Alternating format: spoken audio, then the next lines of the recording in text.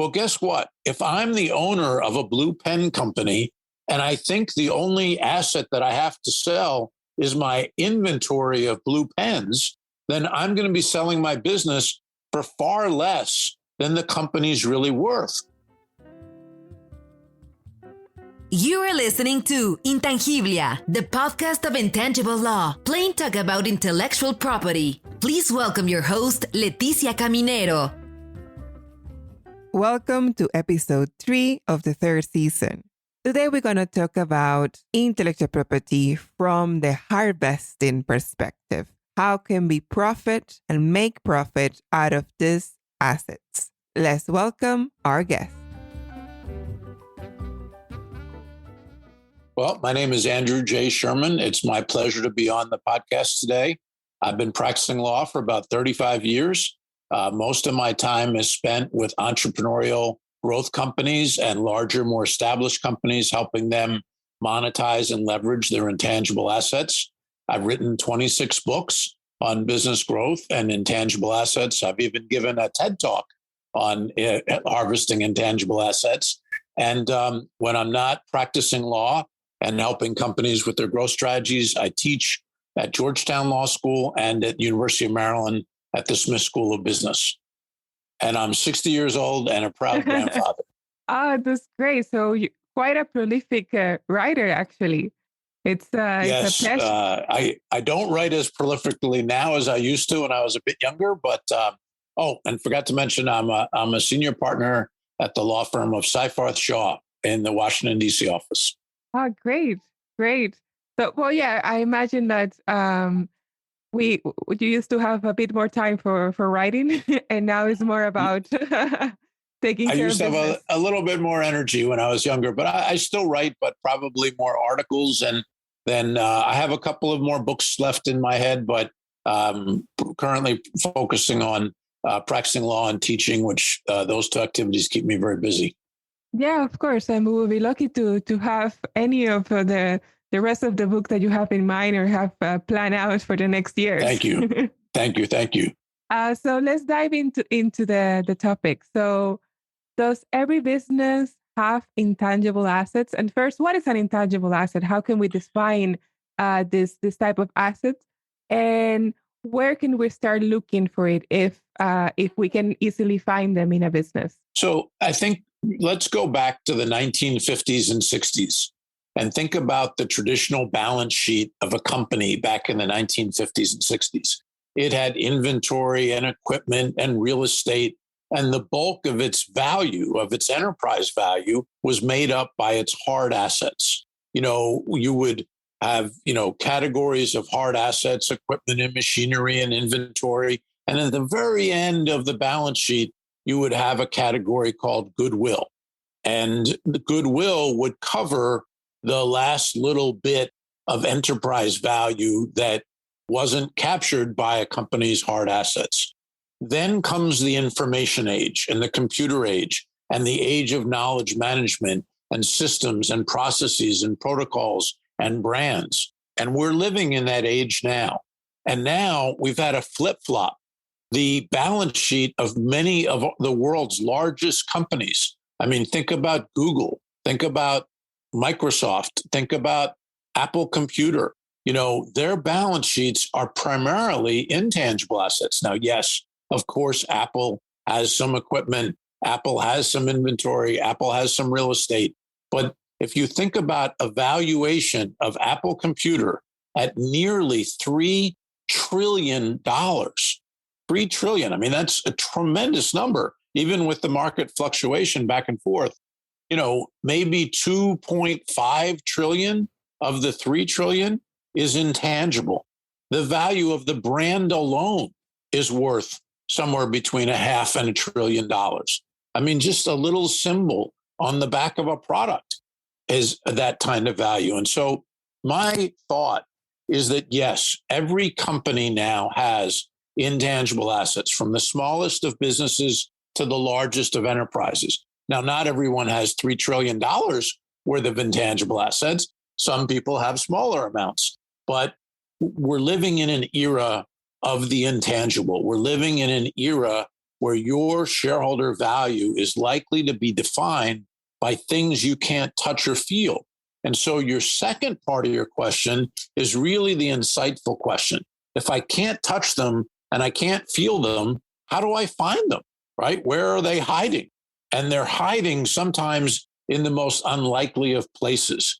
And what we usually suggest for particularly small and mid-sized clients, because larger companies, you would think, would have what's called intangible asset management systems. They would keep inventory, if you will, of their intangibles.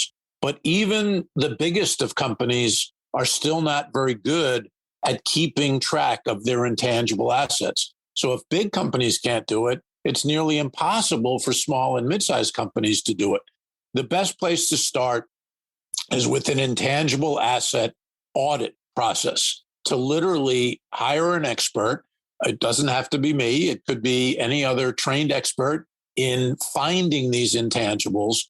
Sometimes it starts with a strategic retreat, taking some of the most creative people in your company and getting off site for a little while and talking about what really drives our success. What drives, why customers come to us? Why do they stay? Why do they buy more products and services from us? It's usually not what leaders think. They think, oh, we sell blue pens. It must be the blue pen. No, it's the customer service around the blue pen. It's the engineering. It's the warranty. It's the service. It's the cachet that comes with owning this blue pen. It's almost everything but the blue pen. Does that make sense, Leticia? It makes perfect sense. Of course, it's about understanding your business. What do you have in the market, and what do you have inside as well? So exactly. What can you give to that is different and unique to you as a business? And let me tell you what the real dilemma is. All across the world, I may be based in the United States, but we practice law all over the world. There are business owners getting older, baby boomers that are getting ready to retire. And many of them are going to be selling their businesses over the next 10 years. In fact, the estimate is somewhere between 50 and 60 trillion dollars worth of businesses will change hands in the next 10 years. Well, guess what? If I'm the owner of a blue pen company and I think the only asset that I have to sell is my inventory of blue pens, then I'm going to be selling my business for far less than the company's really worth. And there is often, in the context of M&A or mergers and acquisitions, there's often a disconnect between what the seller thinks they're selling and what the buyer's really buying. And who do you think the disconnect is in the favor of 99% of the time? It's in the favor of the buyer. The seller doesn't know what the buyer's really buying, and the buyer's under no obligation to tell them. It could be, any number of intangible assets. And so one of my concerns is not only are companies and business owners and entrepreneurs failing to capture the intangible assets that drive their enterprise value, but the consequence, the cost, if you will, of not capturing those assets in the context of selling your business can be very significant. It could be millions and millions and millions of dollars of value that you are basically putting into the seller's pocket on the day of closing. So you either are giving your business away for nothing or making the deal of a lifetime. Exactly. It's as if, to put it in non-business owner terms, it's as if you're selling your house, and under your house are valuable oil and gas rights, and you never took the time to figure it out. And you sell your house as an ordinary house, but someone buys it and turns it into an oil field, which at today's oil prices would be a very, very big windfall to the buyer. Oh, wow. So, yes. Yes. Or worse yet, having up in your attic, a big treasure chest full of gold and not checking your attic beforehand. And sure enough, this happens all the time, over and over and over again. And philosophically and strategically, it drives me crazy because I hate seeing value left on the table. And I hate seeing these small business owners. Many of these businesses have been in the family for 2 and 3 and 4 generations, and they're being sold at far less than they could be because the inability to take inventory and to have a strategic understanding of these intangible assets. And then, of course, putting on my lawyer hat to protect those intangible assets. And that's one of the reasons, to go back to your question, that you do an audit to figure out what these assets are well before you do a financing or a sale of the company, or even a sale of the company to your employees, because you want to know what it is you're selling. You want to know the totality of both your tangible and intangible assets. And we still have a tendency, even though we're living in a very data and digital oriented world, we still have a tendency to focus on the things we can touch and feel. And it's just becoming more and more irrelevant. I mean, one day we're going to be operating in a metaverse where we won't be able to touch and feel anything without our AI and VR glasses on. And it may take that seismic shift to realize that we are living in an intangible world. Well, we have seen in this surrealistic life in the pandemic that everything was moved online. So we made a transition quite fast. Sure. And here we are also now understanding, like, hey, it is doable. I mean, we can really have a whole life online without any problem. Exactly. Now, here's the interesting philosophical question, and I don't have the answer for it yet, but I'm thinking about it a lot. COVID-19 and its impact on the world taught us all that we could be productive and we could be collaborative sitting in our pajama pants in our living room. Okay. And that was an amazing epiphany, because we all thought we'd have to be in work, in our chinos, but not true. But here's the thing that is still yet to be determined, because it's still too new. There is a certain element of intangible assets that requires innovation and creativity and collaboration. And we all know that collaboration happens sometimes in the hallways and in the coffee room and in the boardroom, and not necessarily on a telecommunication platform like Zoom or others. We don't know yet the impact that COVID-19 will have on innovation and the production of intangible assets. It could be neutral, it could be negative, and it could be positive. Maybe people are more creative in their pajama pants. I don't know. No one knows yet. We'll know in a few years. We'll know whether new products and new services and new innovations continue to come out, in 2023 and 24 and 25 that were created or given birth to in 2021 and 2022 during the COVID era.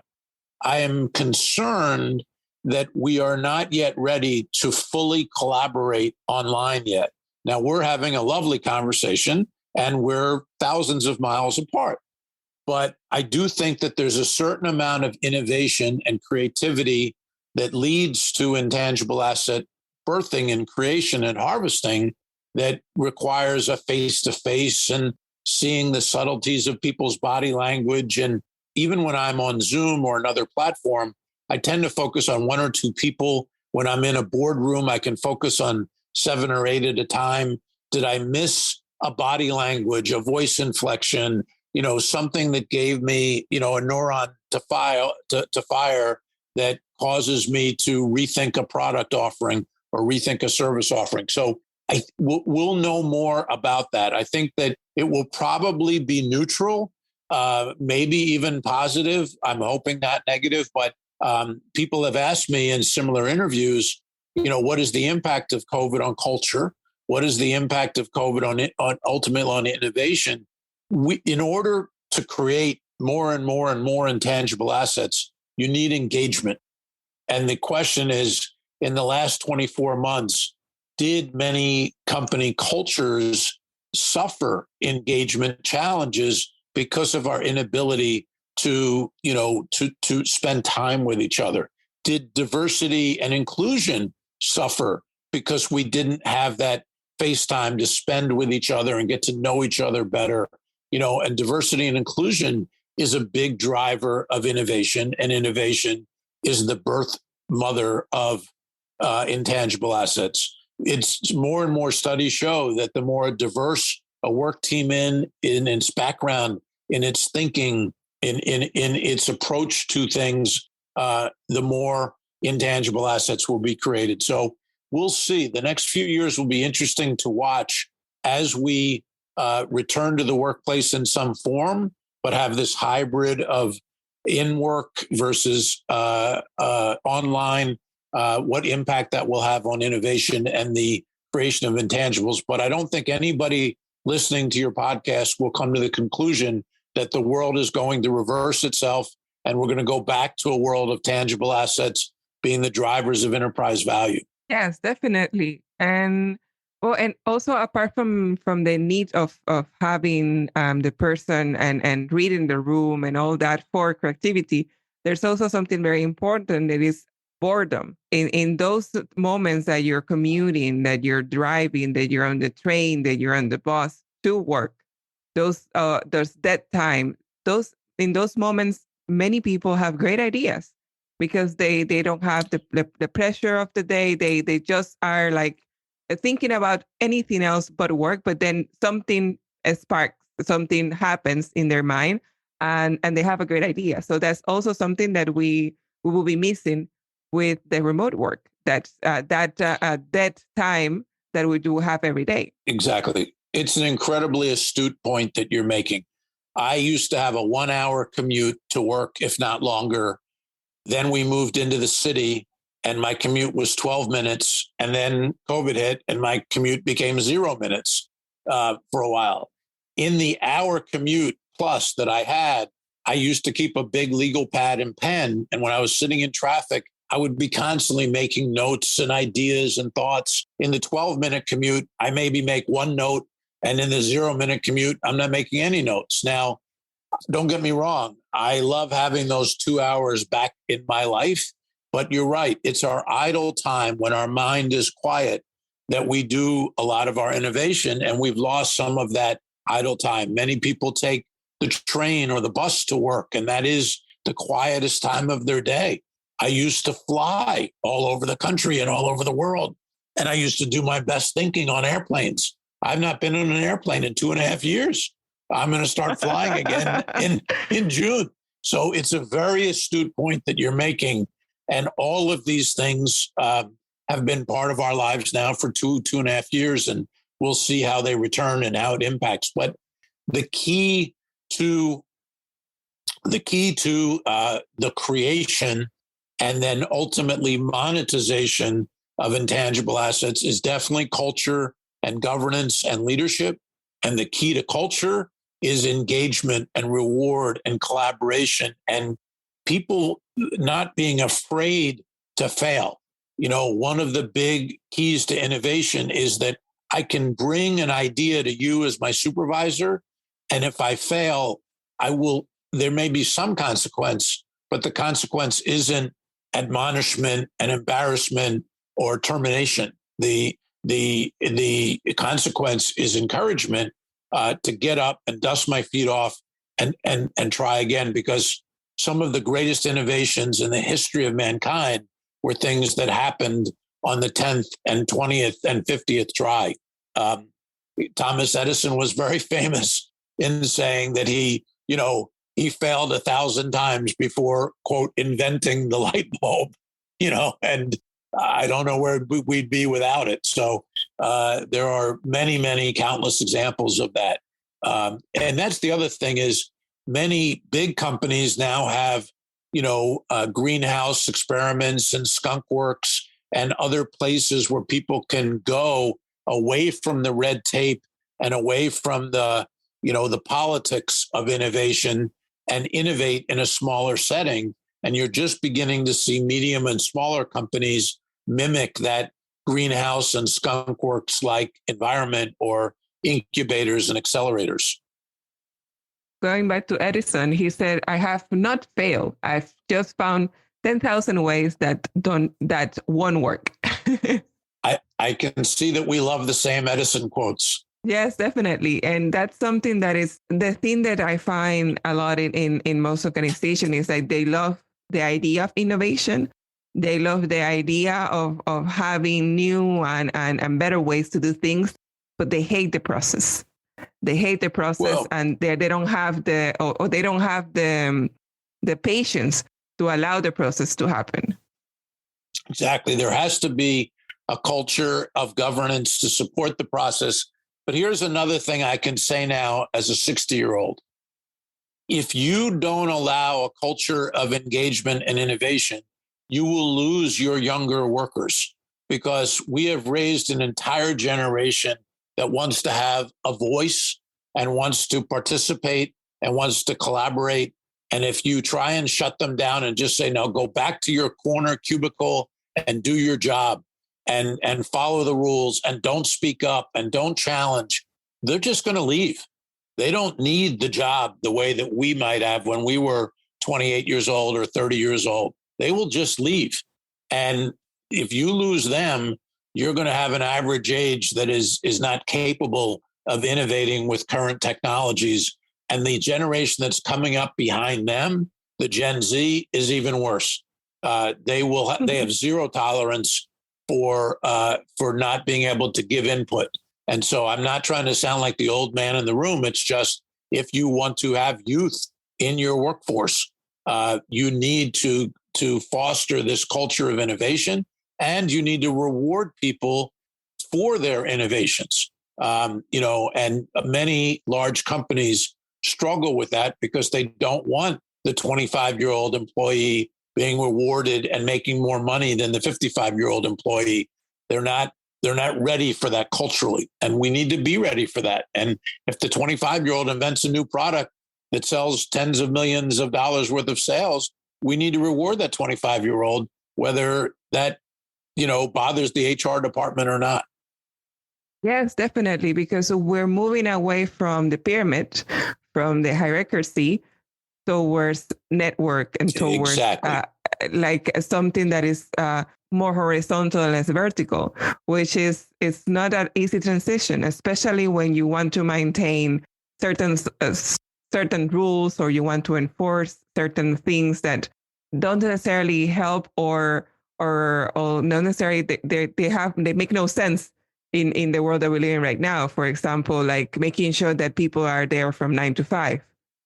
It's something that it's often it doesn't change anything in the outcome. You just want them to be there, to be present, to fill out the time, but it's not necessary. As long as they're providing, as long as they're working, as long as they're actually doing their work and making what they're supposed to be making, it's okay. They don't need to sit in a room from 9 to 5. We will wake up one morning and we'll be much more focused on people's productivity than their hours.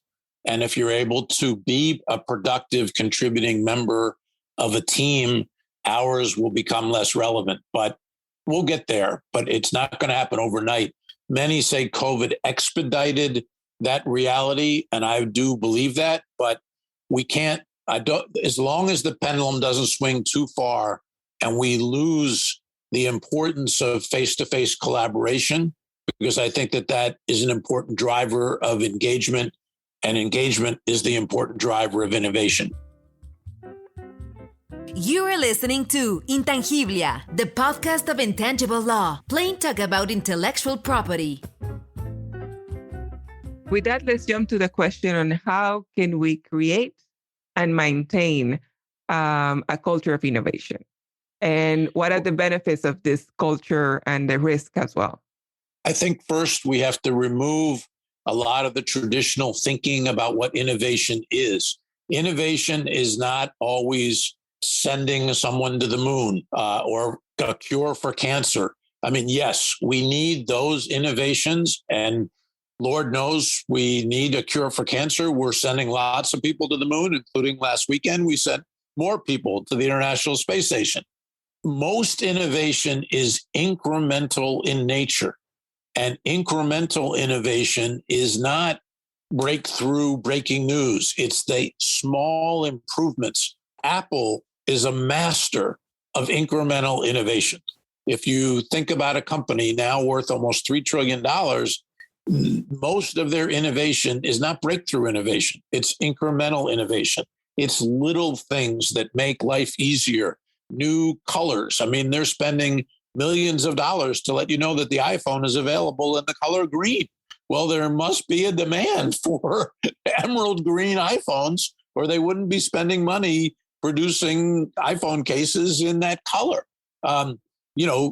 Making something a particular color is not breakthrough innovation, and it's not rocket science, but they are incredible consumer marketers, and they must feel that there's a demand for another color, and then they'll come up with another color after that. Incremental innovation to please the consumer, to keep the consumer loyal to your product. Sometimes it's very subtle. I am a fourth generation Tide laundry detergent user. Now, I can't even explain to you anymore why we use that laundry detergent over others, except my great grandmother, used it, and probably my children use it, and their children will use it. And, this ability to build brand and build consumer loyalty does not mean that you have to cure cancer each time. We're all capable of innovation, but we have to build a culture that allows for it. And we need to define metrics that are more around incremental innovation than they are breakthrough innovation. Great. And on that, now we have the innovation, now we have the culture.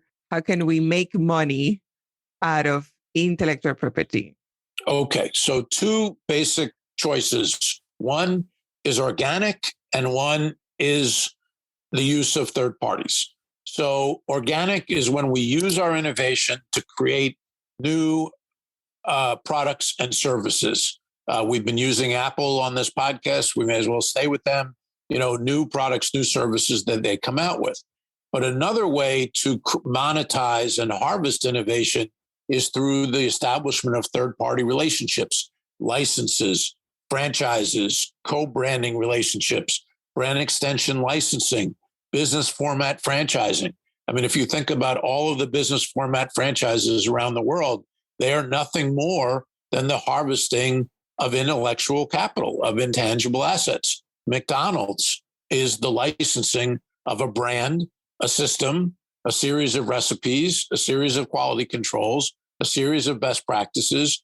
All are intangible assets. There's not even any patents involved. It's all trademarks and trade secrets and other forms of documented, replicatable systems.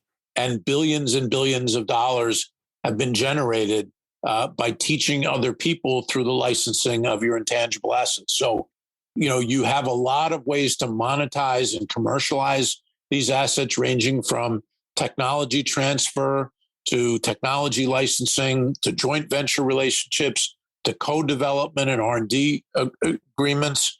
And then if it has kind of a consumer feel to it or a business to business feel to it, many companies, in the US alone, 9,500 companies have selected business format franchising as their intangible asset harvesting strategy. It's a whole world to discover. Yes. And it would depend on your business and also what you're looking to capitalize. And also it depends on what you consider to be your core business and what you consider to be business areas where the intangible assets you've developed have applications, but you don't want to get into those businesses. So let's say I develop a piece of software that's very beneficial for the construction industry.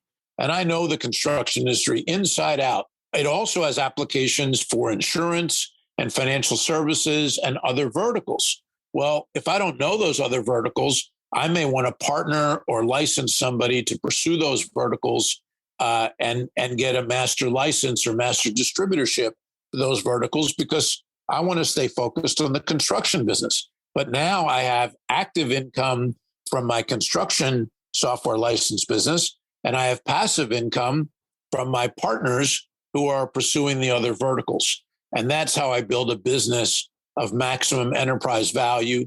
And going all the way back to the beginning of our conversation, I make sure I don't sell a business for too little money because I sold a business that could have pursued all these other verticals, but I never took the time to figure that out. you can really make quite a difference on how you manage your IP and how you manage your intangible assets, and also the people who are there to create them or to make sure to increase their development on them or to make them better each day. Well, it certainly makes the job more fun for people to feel like they're at a company where their ideas can be turned into products and services and revenue streams. That gives them a chance to be more engaged, and it gives them a chance to earn more money. And at the end of the day, I think that's what people want. They want to be mentally stimulated. They want to be appreciated. They want to be recognized. They want to be relevant, and they want to be compensated. And if we can deliver all of that, we'll have a better world to live in, particularly for your 2-year-old and for my 7-month-old grandson. Yes, definitely. And how would you define, going back to all the figures that we talk about, there's one that is more common, is franchising. And how would you define franchising, and is every business capable of it? So can we replicate it in every type of business, or there's only a sort of business that can work in this way? Most industries now have at least some franchise participation. Now, some types of franchises like medical services are regulated, and not anybody can buy, a franchise that performs a medical service, as an example. But franchising has permeated almost every industry. The 3 elements of a franchise from a legal perspective here in the United States, but it's very similar around the world, are the licensing of a brand, the charging of an initial fee, and an ongoing level of control and support and assistance. And if you're doing all 3 of those, you are probably within the statutory definition of a franchise. In terms of building it, you're asking, can this business be replicated by somebody other than the founder? Can it be replicated in an area other than my home base? So let's say, just hypothetically, there was a very, very, very unique food in the Dominican Republic that only people, I don't think this is true, but only people from Dominican Republic enjoyed. It was such a unique taste that nobody anywhere outside the Dominican Republic would ever eat. That probably can't be franchised to other countries because it's such a unique flavor, such a unique taste. Even that probably is not true because there are people from the Dominican Republic all over the world. So even that would not be a good example. But if it's too narrow in its demand, then it probably cannot be franchised. But many businesses around the world, they have franchised and they have found the local tastes. And of course, people began to appreciate, you remember in DC, the Peruvian chicken craze and, all kinds of crazes that people get into. And then they get exposure to a much broader range of foods and services and ways of doing things. And franchising is excellent for doing that. Alternatives to franchising, might be a simple trademark license or merchandise license or brand license. But as soon as you add a more robust business system, you probably have triggered into the statutory definition of a franchise. So what is the difference between a trademark license and a franchise? So a trademark license is embedded in a franchise. If it's a franchise, it will always have a trademark license. But if the University of Maryland Terrapins license the Terrapin logo to someone to make T-shirts, that's not a franchise. That's just a licensing of the turtle brand, the Terrapin brand, to a T-shirt company. But if it's a franchise license to make Terrapin style hamburgers, not that anyone would eat turtle burgers, but Terrapin style hamburgers in a whole prescribed retail format, then it's probably a franchise. So is the difference? Sorry. Yeah, sorry to give a turtle burger example there. No, it's okay. It's okay. Any example is valid. So the difference is exactly what you're giving away or transmitting. So one it will be like the usage of a sign that identifies products or services. In this case, it will be the making of the T-shirt, and the other one will be the whole business. So exactly the totality of the system. As soon as I say to you, look, Leticia, you don't need to know anything about children's shoes or French fries or whatever it may be. I'm going to teach you everything. I'm going to support you. I'm going to give you a business system, an operating system. Those are the classic hallmarks of a franchise business. And are there simple steps to make a franchise successful? Can we narrow them down? Yes. Documentation. Pull your operations manual together, pull your training manual together, have your brand standards. A lot of it is getting things out of the founder's head and onto paper. That's the hardest part. You know, many successful businesses, they exist inside the mind of the founder, but getting them down onto paper so that ordinary people can follow those systems and deliver the same quality control around the world as the founder can deliver. That's the key. Other things like the legal disclosure documents, I won't bore your audience with on today's show. Maybe we'll do a follow-up show, but lots of documentation, making it as easy as possible for your franchisees to have successful businesses through the power of replication, which really brings us full circle to the very beginning of the show around the power of intangible assets, because that's what these systems and processes are. They are intangible assets captured in an operations manual and in a delivery system for these businesses. To make sure that whatever makes your business successful, that's what you have to put on paper and make sure that it can be replicated. It doesn't need the founder. The founder needs to put into paper, to put into words, and to explain in a way that is that it can be done by someone else without the founder looking over their shoulder.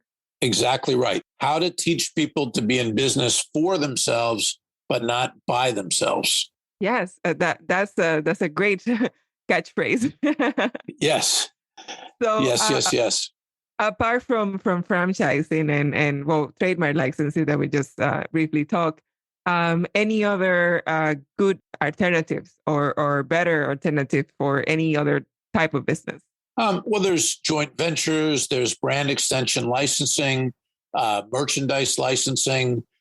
There's plenty of co-branding is very popular. Ingredient branding. I mean, one of the great examples, like Intel Inside. If you look on the laptop and you see that little sticker of Intel Inside, that was Intel realizing, hey, we make a product that goes inside computers that nobody ever sees. And how do we build brand, when we sell millions and millions of microprocessors, but nobody knows the brand name of them? But if we put the sticker on, we do a pull-through strategy. And now we're not just a tech company, we're a branded tech company. And many companies have attempted to mimic the Intel Inside strategy to make sure that they have the intangible asset of brand. They're not just a component of a system. And that's another example of an intangible asset, strategy that can be adopted over time. That's certainly not franchising, but it is, very important to consumer marketing. Yeah, not to be a fly in the wall. To make sure that you have a name if you're going to be a fly in the wall. So they can know it's like, you may not see me, but I'm here. And this is the reason why. That's Freddie. Exactly. Exactly. Freddie the fly. I love it. Right. So exactly. This is the reason why we're working. 100%. So great. Well, it's been a pleasure being on the show. I can't believe how quickly the time went. Yeah, I mean, when you're having fun, time flies. Yes. No, it's great. It's great talking to you and learning from you. I read your book a long time ago, The Harvesting Intangible Assets. And well, there's a quiz tomorrow, so make sure you're ready. Ooh, it really stuck with me, and it really made me think about IP in a more ground way, less like a lawyer, more like a business person. Well, can I say one more thing, and we'll call it a day? The notion of harvesting intangible assets doesn't apply just to businesses. It applies to people. You, Leticia, are harvesting your intangible assets as we do this podcast.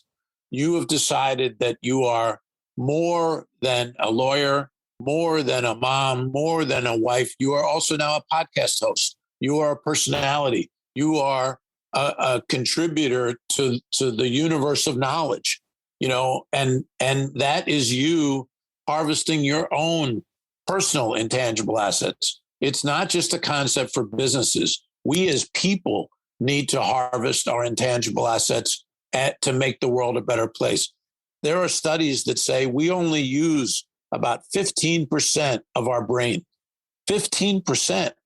That means we're all walking around with 85% brain capacity that we don't even tap into. I mean, that's pretty astounding. If we all tapped into 1 or 2% more, imagine what we're capable of. So I do get excited about the future, but I think, it's a message I'd love to close on, that, this notion of not underselling the business also applies to us. We shouldn't undersell ourselves. We're all capable of more than we think. And we can only begin to do those things if we're proactive about it, the way you are with this podcast. So congratulations to you. And I know that you will pass that on to your 2-month-old. Thank you so much, Andrew. Thank you for being here with us, for talking to us, and let us learn from you. So with that, we will be happy to have you on another time to talk about a related topic. And yes, and have a great day. We have reached the end of our episode. See you next Tuesday with a new guest and a new IP topic. Greetings from Switzerland.